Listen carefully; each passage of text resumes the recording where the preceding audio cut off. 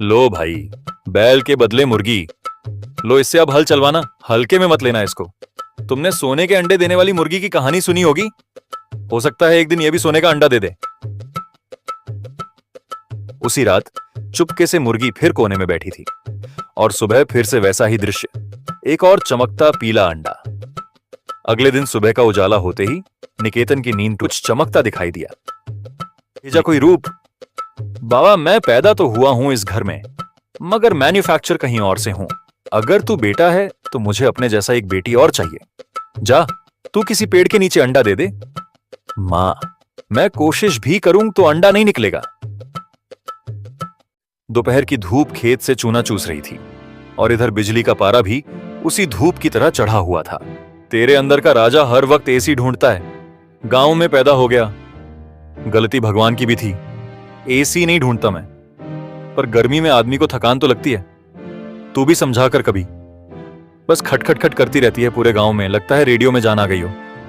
Radio तो फिर भी खबर सुनाता है, तू तो झूठ सुनाता है। जब देखो तब कोई नया सपना, कोई नया बहाना। पिछले हफ्ते बोला था कि खेत खुद बोलेगा, निकेतन भैया मुझ पे हल चला दो। अब वो खेत तुझे देखकर खुद झाड़ू ले आता होगा कि तू कम से कम गंदगी ही साफ कर दे। तू मेरी मेहनत देखती नहीं, बस टोकने का ठेका ले रखा है। मैं सोच रहा था एक स्कीम का, जिससे खेत भी उगे और हम भी नाम कमाएं। ओ बाप रे, अब नई स्कीम? तेरी स्कीमों से तो सरकार भी शर्मिंदा हो जाए।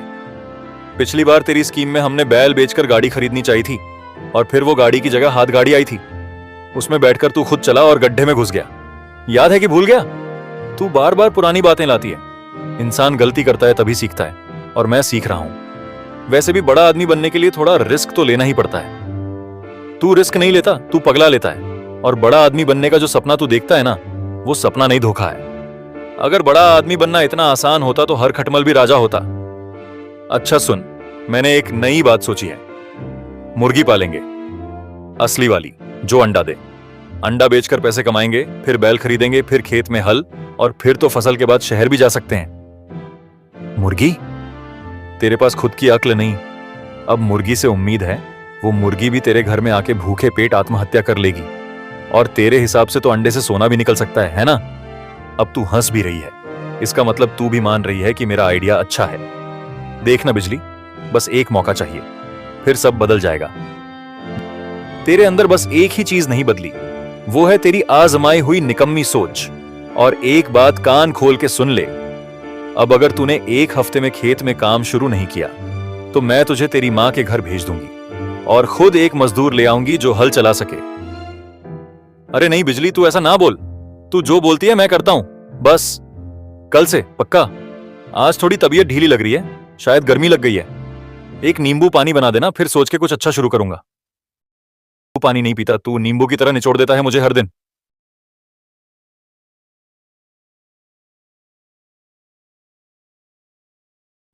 हर रोज क्यों चिल्लाती है? शांति से जीने भी नहीं देती तू। शांति? हाँ, तू तो भगवान का भेजा हुआ शांति दूत है, जिसे खेत, घर, बैल और बीवी किसी से मतलब नहीं। बैल को चारा तक नहीं दिया आज, और खुद यहां लाश बना पड़ा है। अब बैल को एक दिन भूखा रह भी गया तो आसमान नहीं गिर पड़ेगा। मैं सोच रहा था कि कल क्या बोऊं खेत में। सोचना भी काम होता है। तेरे सोच से तो अब तक खेत में सोना उग जाना चाहिए था। तू बोए बिना ही फसल काटना चाहता है, और वो भी तकिए पे लेटकर। बापू के टाइम में ये खेत सीना तान के खड़ा रहता था, अब तेरे वक्त में झुका पड़ा है शर्म से। तू जब से आई है तब से खेत ने झुकना शुरू किया है। तेरे गुस्से की गर्मी से मिट्टी भी सूख गई होगी। तू फिर मेरे पे डाल रहा है? चल, दो बैल जो सुबह से बंधे हैं उन तक जा, चारा डाल, फिर कुएं से पानी खींच और खेत में थोड़ी हल्की जुताई कर। नहीं तो खुदे गधा खोल के तुझसे हल खिंचवाऊंगी। गधे से अच्छा तो है ही तू। कहां से आती है तेरे अंदर इतनी चिल्लाने की ताकत? तुझे तो अखाड़े में होना चाहिए था, गांव की कुश्ती चैंपियन बनती तू। तेरी तरह मुंह चलाने में नहीं, हाथ चलाने में यकीन है मुझे। मैं खेत में भी काम करती हूं, घर में भी। और तू तू चारपाई में घुसा रहता है दिन रात, जैसे चारपाई पे सरकार बनी बैठी हो। तो छोड़ देना ये सब, भाग चलें कहीं दूर, जहां खेत ना हो, बैल ना हो, तू ना चिल्लाए और मैं ना काम करूं। तेरे बस की बात नहीं है दूर भागना। वहां भी किसी दुकान के बाहर बैठे मिलेगा लोगों से कहता हुआ, भाई मैं बहुत बड़ा आदमी बनने वाला हूं, बस एक मौका चाहिए। तुझ जैसे आदमी को कोई सपना भी किराए पे नहीं देगा। तेरी बातों से लग रहा है कि तू अब गुस्से में खेत जोतने वाली नहीं, मेरी छाती पर हल चलाने वाली है। बिजली, मन कर रहा है आज तो तेरे मुंह पे खुरपी दे मारूं, पर छोड़, पहले बैल को खिलाऊं, वरना बेचारों को तेरी तरह भूखा रखोगे तो कल खेत में सिर्फ तेरी पीठ जोती जाएगी। चल ठीक है, कर ले तू काम। तू बिना बोले दिन नहीं निकाल सकती, और मैं बिना सोए। दोनों की आदत पक्की है। तेरी ये जुबान काट के खेत में बो दूं, शायद कुछ अकल उग जाए। गांव की सड़क पर धूल उड़ रही थी, और साथ ही उड़ रहा था सूरज सिंह का गुस्सा। तेज आवाज में चिल्लाता हुआ अपने आदमियों के साथ खेत की ओर बढ़ा चला आ रहा था, और चेहरा ऐसा जैसे आज वो किसी की इज्जत चौराहे पर नीलाम करके ही मानेगा।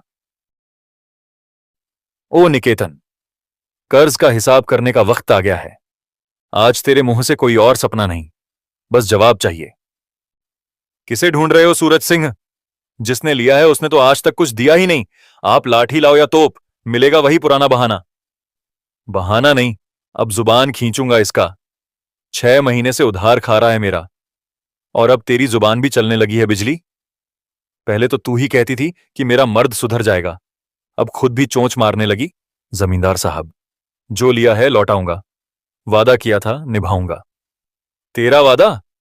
तेरा वादा तो उस कौए जैसा है जो हर बार कहता है कि बस एक दाना खाऊंगा, पर खेत पूरा साफ कर जाता है।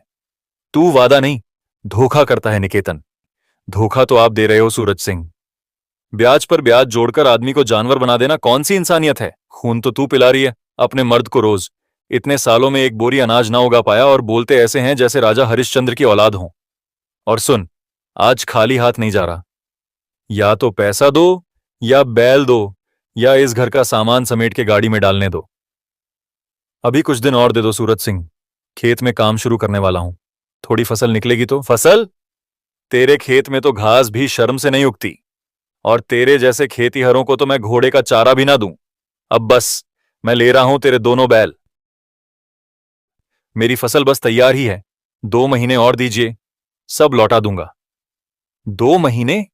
2 महीने में तो तू फिर से कोई नया सपना देखने लगेगा।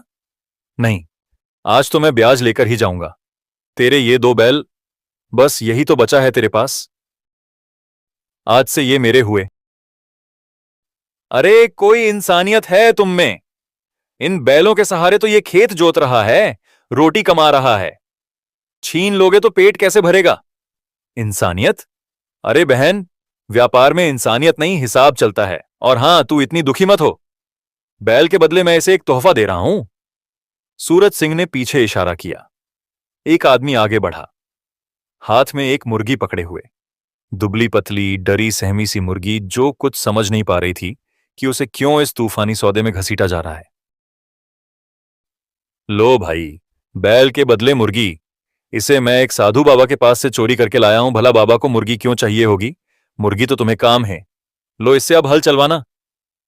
हां, हल्के में मत लेना इसको। तुमने सोने के अंडे देने वाली मुर्गी की कहानी सुनी होगी। हो सकता है एक दिन यह भी सोने का अंडा दे दे, है ना निकेतन? ठीक है, ले जाओ बैल, लेकिन याद रखना सूरज सिंह, कभी कभी जो चीज हंसी का पात्र लगती है वही एक दिन सबका मुंह बंद कर देती है। ओह, शायरी भी करता है अब तू। चलो चलो, बैल ले चलो, मुझे इस पागल के पास वक्त नहीं गंवाना। तुम्हारे बैल ले जा रहा हूं, बदले में ये मुर्गी ले लो। इतना कहकर वो चला गया। अपनी चाटुकार मंडली के साथ वो बैल ले गया। भीड़ भी चली गई।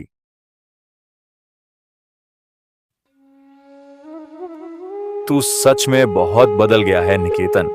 पहले तेरे साथ लड़ती थी, अब तेरे लिए लड़ने को दिल करता है। पर इस बार कुछ कर दिखा, वरना ये मुर्गी भी खाना मेरा मतलब ताना बन जाएगी। तुझे समझा? इस बार तू देखना बिजली, मुर्गी हल नहीं चलाएगी, पर हंसी उड़ाने वाले सब चुप हो जाएंगे। क्या दिन दिखाए तूने मुझे निकेतन। पहले लोग हमारे खेत का मजाक उड़ाते थे, अब सूरज सिंह हमारी मर्दानगी का तमाशा बना गया। बैल ले गया और तू खड़ा देखता रहा। क्या करता मैं?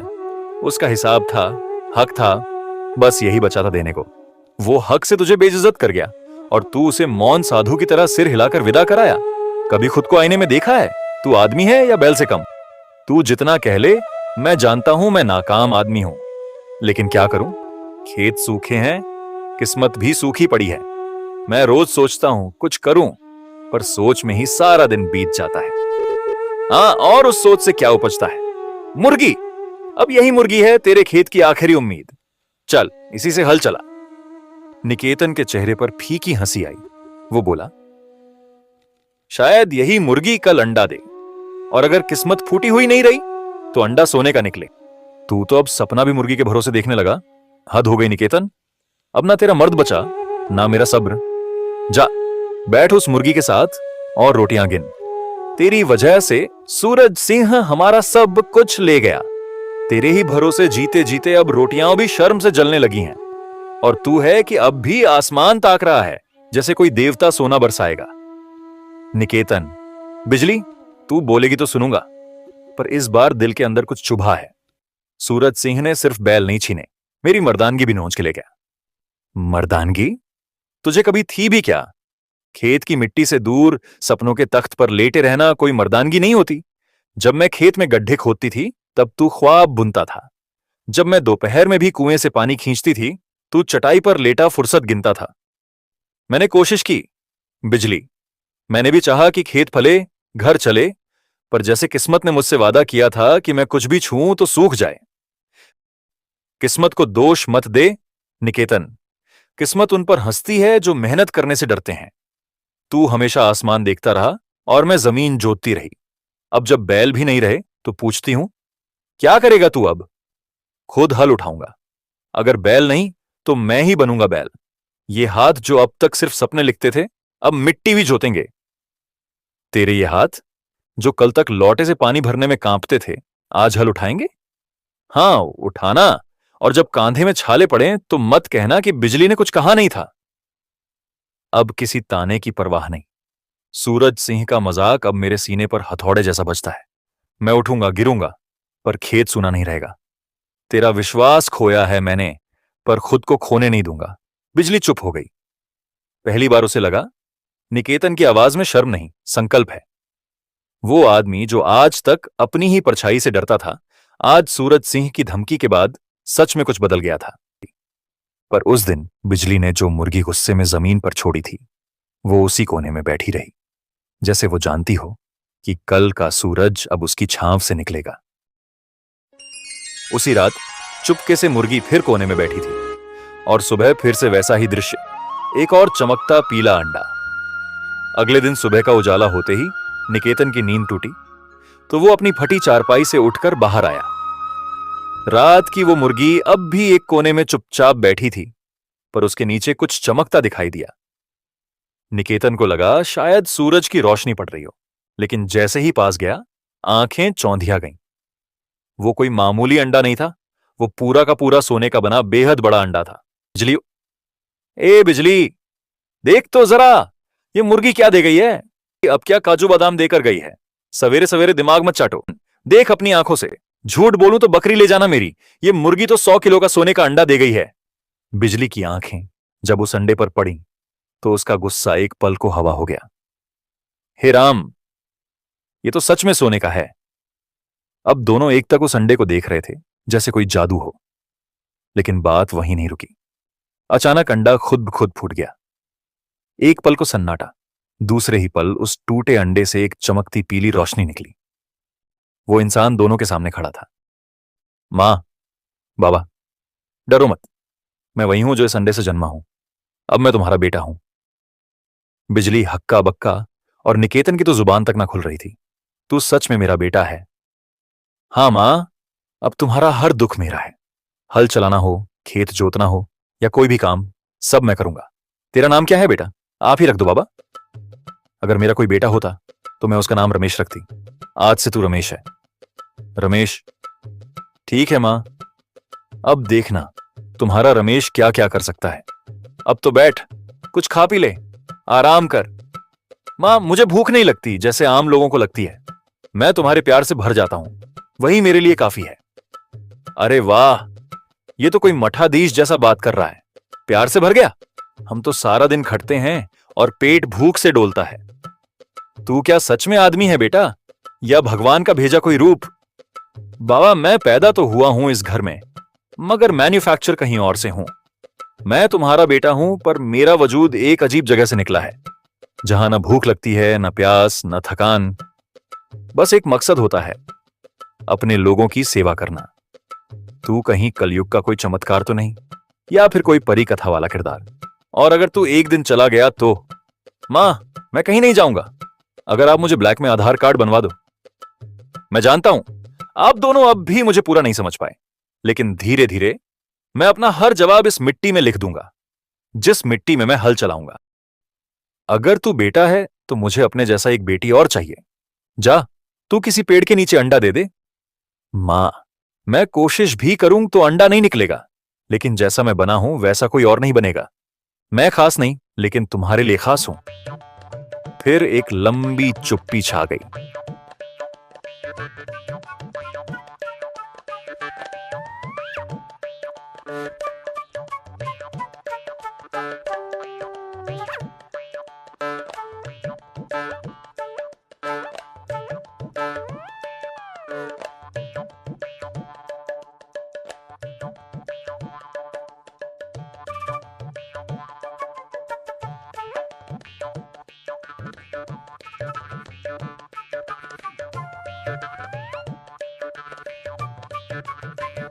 रमेश पहले ही उठ चुका था और खेत की ओर चल पड़ा था। निकेतन और बिजली दोनों भी धीरे धीरे खेत की ओर बढ़े। पांव भारी थे, पर अजीब सी उम्मीद भी थी। कुछ कदमों के बाद जब वो खेत के पास पहुंचे तो दोनों के कदम वहीं थम गए। सामने जो था उसे देखकर बिजली का मुंह खुला रह गया और निकेतन के होठों से आवाज तक नहीं निकली। हे भगवान, ये सपना है क्या? मैं क्या देख रहा हूं? कल तक जो पौधे थे, आज आज तो ये पूरा खेत खजाना बन गया। मां, बाबा, ये आपके प्रेम का फल है। ये खेत अब सिर्फ मिट्टी नहीं रहा, ये अब आपकी मेहनत और विश्वास का रूप है। इतने में पीछे से आवाजें आने लगीं। गांव के लोग जमा होने लगे थे। अरे रे, देखो तो जरा, खेत में तो सोना उगाया है। जैसी फसल हमने कभी ना देखी वैसी चमक रही है यहां। ये तो देवी का चमत्कार लगता है। ना, ये मुर्गी का कमाल है। सुना है सूरज सिंह ने दी थी उसे। लगता है उसी में कुछ जादू था। जादू नहीं भाई, ये रमेश का करिश्मा है। वो आदमी है या कोई देव पता नहीं, लेकिन खेत तो बोल रहा है आज। अरे, कहीं इन्होंने कोई तावीज टोना तो नहीं किया हो? इतनी फसल और वो भी सोने की। कुछ तो काला है। काला नहीं, ये तो चमक से आंखें बंद कर दे रहा है। भला वो रमेश का, जिसने इस मिट्टी को सोने में बदल दिया।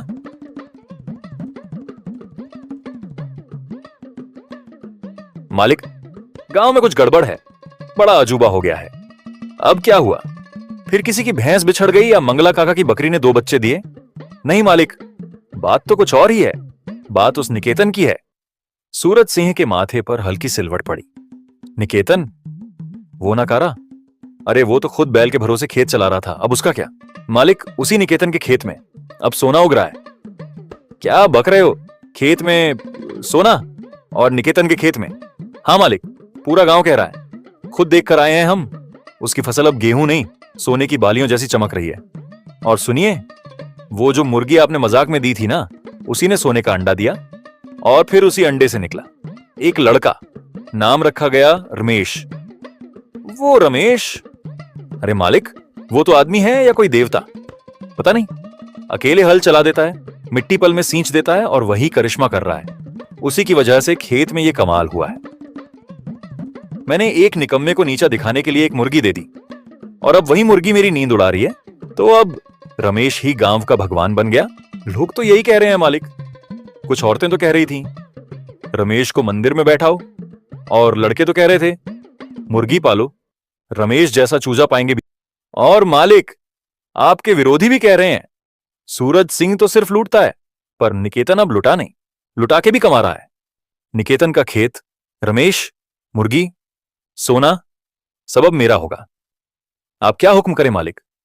पहले तो इस रमेश के बारे में और जानो। ये क्या है? आदमी है या कोई चाल? और मुर्गी पर भी नजर रखो। और हां, गांव वालों में अफवाह फैलाओ, सोने का खेत श्राप है।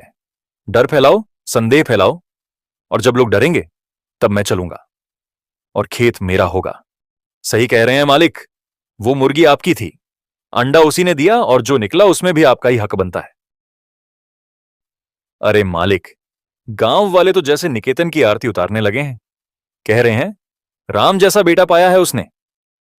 पर हम तो कहते हैं ये बेटा नहीं, आपका माल है। बिल्कुल, मुर्गी आपकी, अंडा आपका, और अंडे से निकला जो है वो तो चूजा है मालिक। और हर चूजा अपने मालिक का होता है, ना कि किसी झोपड़ी वाले का। सूरज सिंह की आंखें तमतमा उठीं। हाँ, रमेश मेरा है। मेरी मुर्गी ने दिया है वो सोने का अंडा, और उसे जो चूजा निकला वो मेरा गुलाम है। आप गांव में ऐलान कर दो, बोल दो, रमेश मेरा नौकर है, निकेतन के घर में बस पनाह ले रखी है। डर फैलेगा और गांव दो हिस्सों में बंट जाएगा। फिर जब सब डरे होंगे, आप एक चाल में पूरा खेत और रमेश दोनों अपने नाम कर लोगे। और अगर रमेश आपके कहने में ना आए तो हम उसके ऊपर कोई इल्जाम लगाकर गांव से बाहर करवा देंगे। उसकी अच्छाई भलाई सब हवा में उड़ जाएगी। और वो मुर्गी, मालिक, उसे तो अब तुरंत मंगवा लेना चाहिए। उससे और अंडे निकलेंगे और फिर सूरज सिंह के पास होगा अपना सोने का साम्राज्य। अब खेल शुरू होता है। अब रमेश को दिखाना होगा वो मेरा नौकर है या नहीं। और निकेतन, उसकी झोपड़ी अब महल बनने वाली है, पर मेरे नाम की तख्ती लगेगी उस पर। सूरज सिंह, अब क्या लेने आए हो? बैल ले गए, ताना मार गए, अब और क्या बाकी है? तू और तेरा घर दोनों मेरी चीज हैं अब। वो मुर्गी जो तूने पाली है मेरी थी, उसने जो अंडा दिया वो भी मेरा, और उस अंडे से जो चूजा निकला है वो रमेश, वो भी मेरा नौकर है। और उसी नौकर की वजह से तेरे खेत में सोना उगा है, यानी तेरा खेत भी अब मेरा हुआ। जुबान लगाम में रख, ये मेरा घर है, तेरी हवेली नहीं।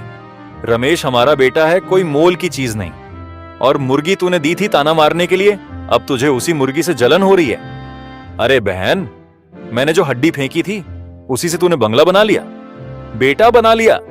अब तू बोल रही है कि वो तेरा खून है। हद है। वो चमत्कार मेरा है और रमेश भी। मैं कहता हूं आज ही रमेश को मेरे हवेली भेज दे, नहीं तो क्या तू फिर कुछ ले जाएगा? अब तू चाहे तलवार ले आ, ये खेत तेरा नहीं होगा। रमेश मेरा बेटा है, चाहे खून से नहीं पर कर्म से है। और बेटा वही होता है जो दुख में साथ खड़ा हो। तू तो तब हंस रहा था जब हम भूखे थे। मालिक, आप हुक्म करो, इस रमेश को हम अभी पकड़कर हवेली ले चले। हाथ लगाकर तो देखो, इस बेलन से गर्दन खोपड़ी में घुसेड़ दूंगी। बेटा हमारा है, खेत हमारा है, और चमत्कार हमारी मेहनत की कमाई है, तेरे दम्भ की नहीं। निकेतन, तू भूल रहा है, सूरज सिंह से कोई जीत कर नहीं गया। तूने आज जुबान चलाई है, अब मैं दिखाऊंगा कि खेत कैसे छीना जाता है। हमारे पास अब बेटा है, मेहनत है, और भगवान का दिया आत्मसम्मान है। तू अपने आदमी और घोड़े लेकर चला जा, अगली बार तेरी लाठी टूटी मिलेगी। ये लोग खुद अपनी बर्बादी के रास्ते पर चलना चाहते हैं। मैं सिर्फ सूरज नहीं, अब अग्नि बनकर बरसूंगा इन पर। तभी जब सूरज सिंह ने धमकाने के बाद अपनी लाठी उठाई और मुड़ने ही वाला था, अचानक आकाश में तेज प्रकाश फैला, हवा थम गई और एक दिव्य रोशनी में से एक आर्ष प्रकट हुए। चेहरा तेजस्वी और आंखों में एक असीम शांति थी, लेकिन उस शांति के नीचे दबा हुआ एक गहरा क्रोध था जो उनके स्वर में उभर आया। सूरज सिंह, तूने अपनी हवस में वो गलती कर दी जो दानव भी सोचते हैं। ये जादुई मुर्गी मुझे एक देवता ने ध्यान की परीक्षा में विजयी होने पर भेंट की थी। मैंने उसे वर्षों पाला, साधना की, और फिर जब मैं गहन ध्यान में मग्न था, तू आया और इस मुर्गी को चुरा कर ले गया। तू सोचता था तूने सिर्फ एक मुर्गी चुराई, पर असल में तूने आशीर्वाद को कलंक में बदला। अब तुझे और तेरे साथियों को इस पाप की सजा मिलेगी। मैं तुझे श्राप देता हूं, तू और तेरे ये साथी अभी और इसी वक्त पत्थर के बन जाए। तेज बिजली सी रेखा आसमान से जमीन पर गिरी। सूरज सिंह और उसके आदमी अब पत्थर बन चुके थे। समय एक पल को जैसे रुक गया था। निकेतन, बताओ, क्या तुम्हें यह सोने की फसल चाहिए या रमेश? तुम सिर्फ एक का चुनाव कर सकते हो। निकेतन कुछ पल चुप रहा। उसने देखा दूर खेत में वो सुनहरी बालियां लहर रही थी। हर बाली मानो कह रही हो, हम तेरी गरीबी मिटा सकते हैं, तुझे राजा बना सकते हैं, तू कभी झोपड़ी में नहीं रहेगा। पर तभी उसकी नजर रमेश पर पड़ी, जो उसके पास खड़ा था। उसकी आंखों में सवाल नहीं, सिर्फ भरोसा था। और बिजली, जो वहीं खड़ी थी, वही औरत जिसने भूखे पेट अपनी आंखों से चूल्हे बुझते देखे थे। निकेतन की आंखें भीग गईं। फिर उसने गला साफ किया और बिना हिचक पूरे विश्वास से कहा, आर्शिवर, मुझे वो नहीं चाहिए जो सिर्फ मेरी जेब भरे। मुझे चाहिए वो जो मेरा मन भरे, मेरा घर भरे। मुझे चाहिए मेरा रमेश। ये खेत फिर से फसल देगा, पर ये बेटा, ये रिश्ता, इसे खोया तो दोबारा नहीं उगेगा। ऋषि मुस्कुराए। उनकी आंखों में संतोष चमका, जैसे वर्षों की तपस्या आज किसी के अच्छे निर्णय पर सफल हो गई हो। अगर तू सोना मांगता तो मैं तुझे भी पत्थर बना देता, जैसे सूरज सिंह हुआ, लालच से भरा, रिश्तों से कटा। पर तूने चुना अपना बेटा, अपनी सच्चाई, अपनी मिट्टी, और इसी में छिपा है असली धन। जा निकेतन, ये सोने की फसल भी तेरी और ये सोने का इंसान भी तेरा। फिर आशी ने मुर्गी को अपने कंधे पर बैठाया और धीरे धीरे एक रोशनी में विलीन होते चले गए, जैसे वो कभी आए ही न थे।